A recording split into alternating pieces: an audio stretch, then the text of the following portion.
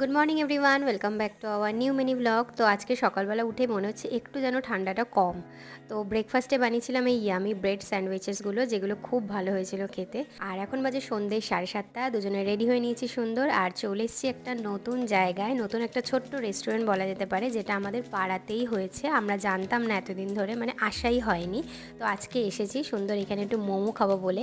তো মোমোর জন্য ওয়েট করতে করতে ভাবলাম চা অর্ডার করা যাক। অভি নিয়েছিল as usual black lemon tea, but এটাতে লেবু একদমই কম ছিল। আর আমি নিয়েছিলাম অ্যাজ ইউজুয়াল মিল্ক টি, যেটা খুব ভালো লাগে আমার খেতে।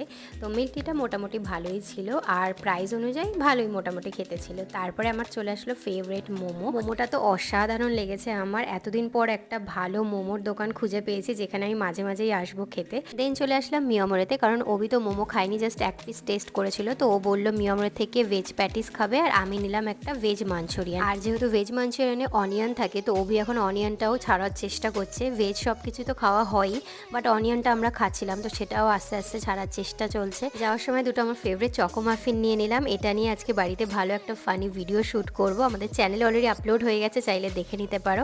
আর বাড়ি ফিরে দেখছি এটা বড় পার্সেল চলে এসেছে, এটা ওই প্ল্যান্ট রাখার পার্সেল। আর এই যে চকো মাফিন দুটো, এটা নিয়ে ভিডিও শ্যুট হয়ে গেছে। তারপর আমি 1 কাপ কফি নিয়ে বসলাম। কফি দিয়ে মাফিন খেতে একটু আলাদাই লাগে।